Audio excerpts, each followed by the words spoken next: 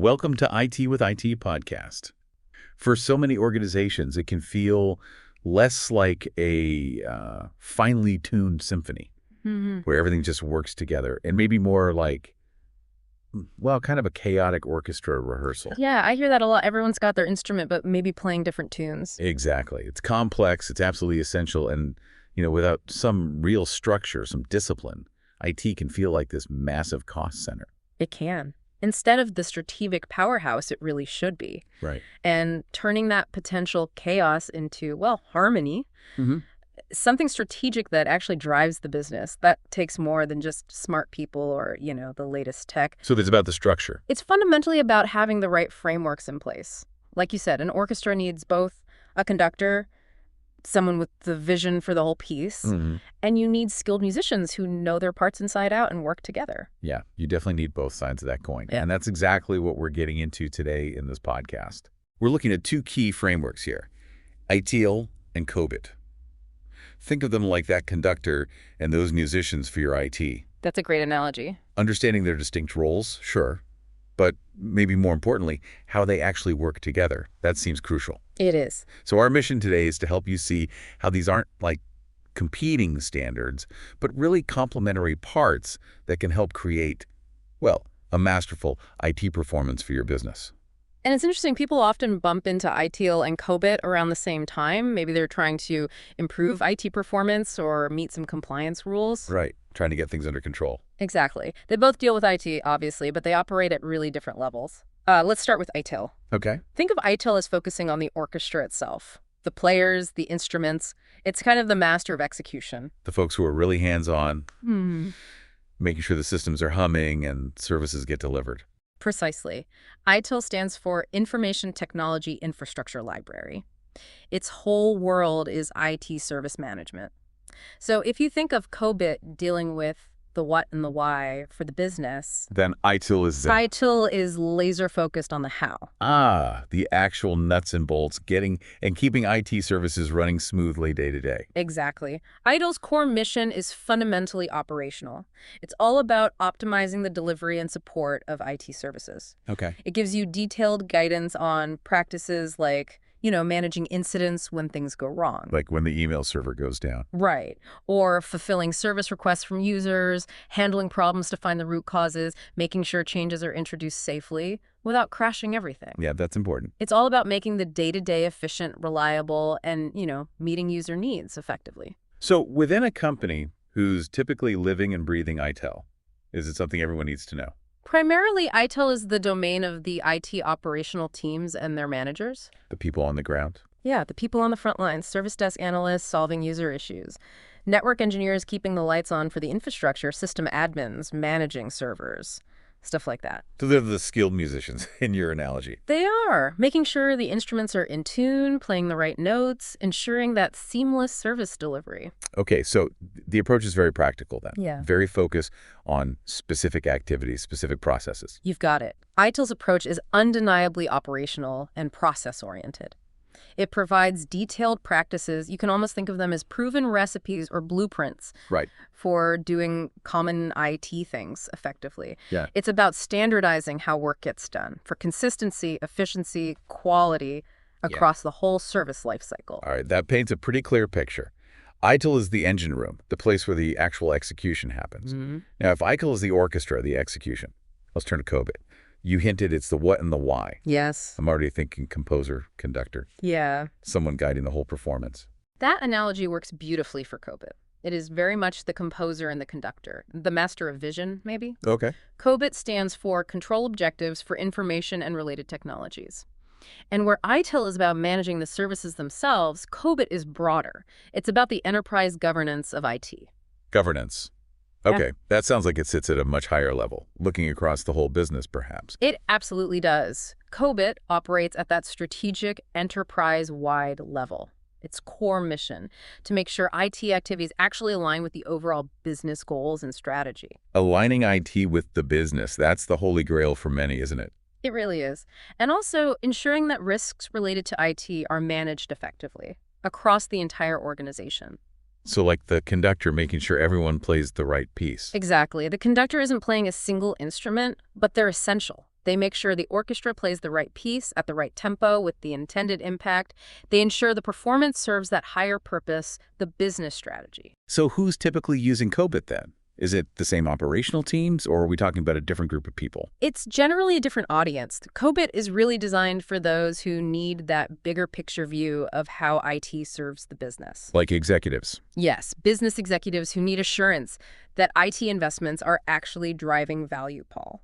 Also, auditors who need to verify controls are in place. Compliance folks? Compliance, governance teams responsible for risk. Yes, they're the ones making sure IT aligns with strategic objectives, meets regulations, and that major risks are understood and dealt with. And its approach is less about the specific steps for fixing a server, more about the overall structure, the control. Precisely.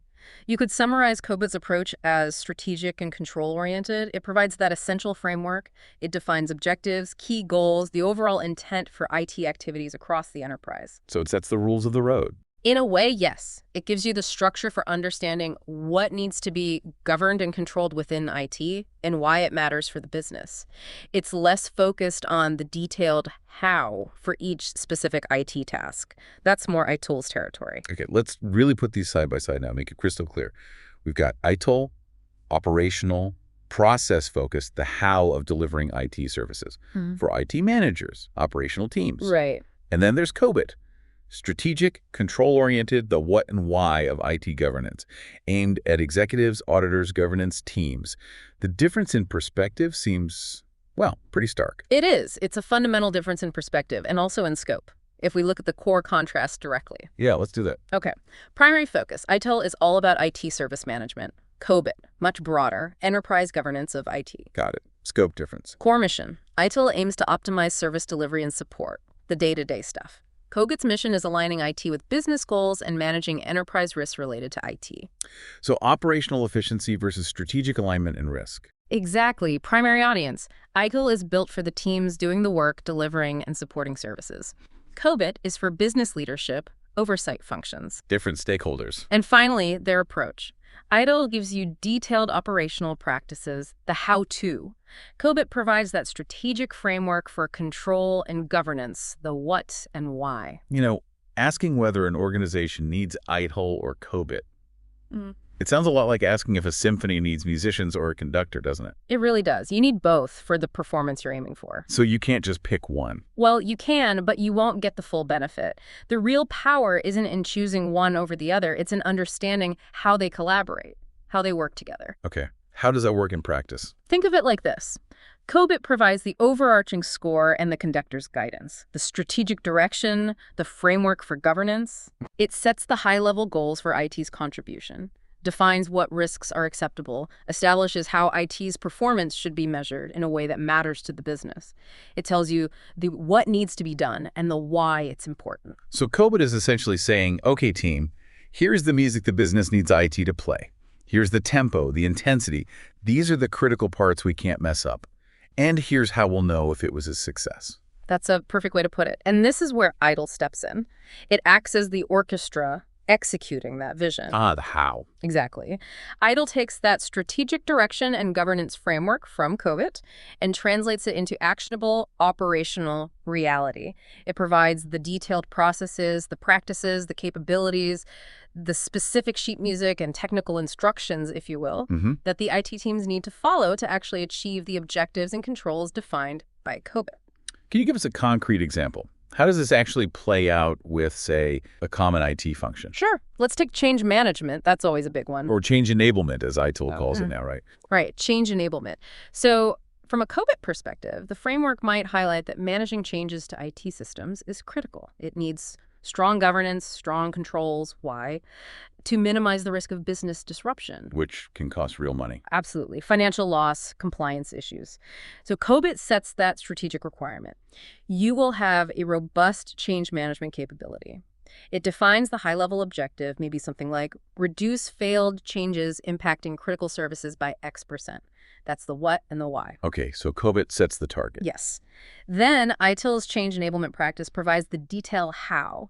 It outlines the specific activities, how to submit a request for change, how to assess its impact and risk, how to get approvals maybe through a change advisory board or CA, The CAB. how to plan the implementation, communicate it, execute the change safely, and then review if it actually worked.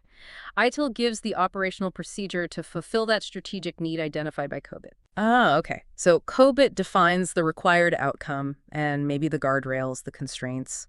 And ITIL gives you the practical method, the step-by-step, to get there safely and effectively. You got it. It's like COBIT sets the destination and the key safety checkpoints on the map. And ITIL gives you the detailed driving instructions, the turn-by-turn navigation, maybe even tips for handling tricky intersections. That's a really useful way to think about it. And the benefits of this kind of collaboration using them together, they're pretty substantial. Like what?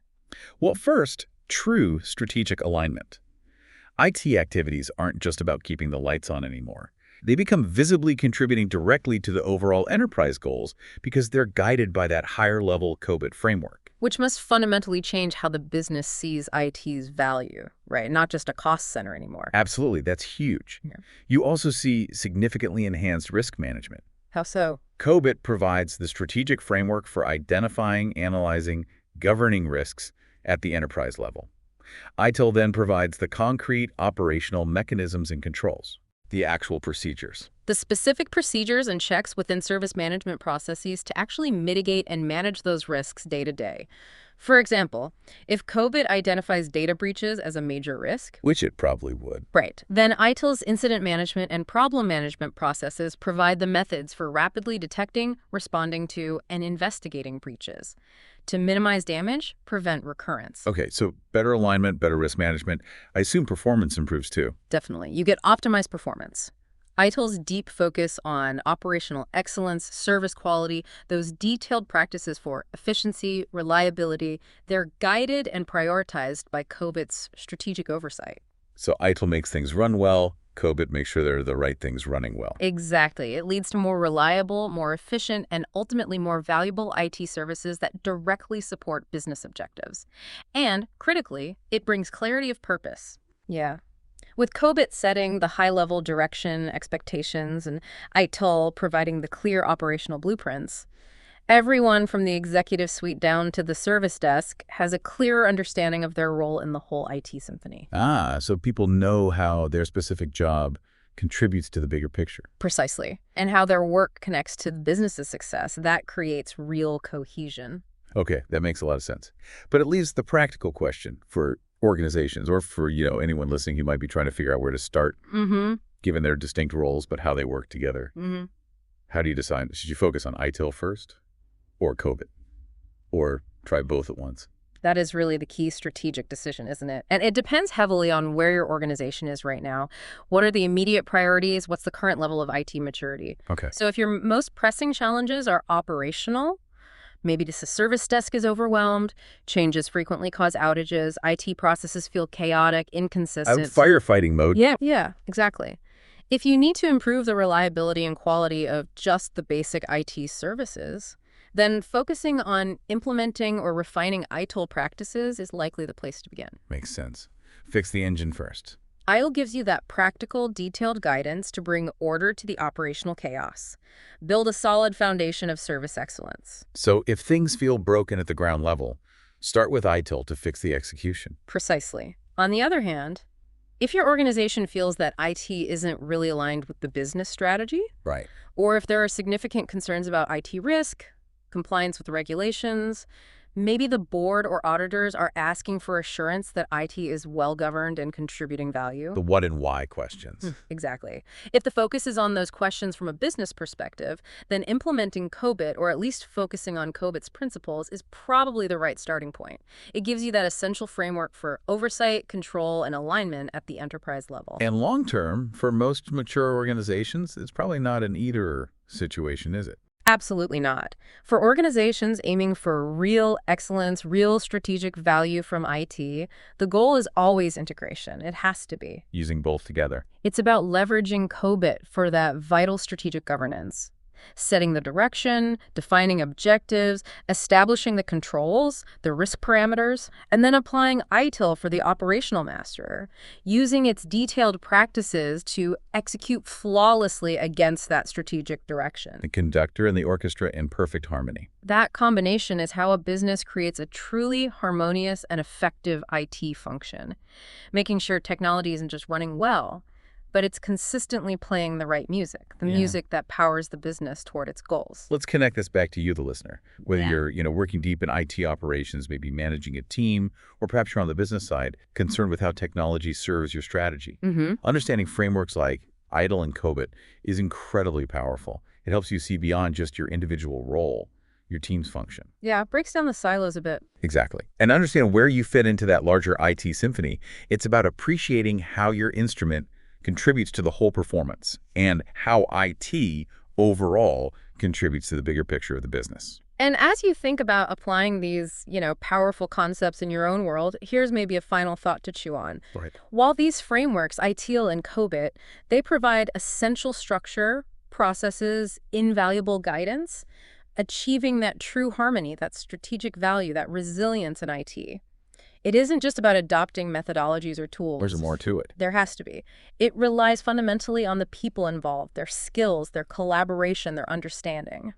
It relies on the organizational culture. Does it support change or hinder it? Right. Culture eats strategy for breakfast, as they say. It often does. Yeah. And it relies on the continuous ability to adapt. The tech landscape, the business landscape, they're always changing. So the question becomes, how do organizations ensure that the human element, the people, effectively conduct and play the score?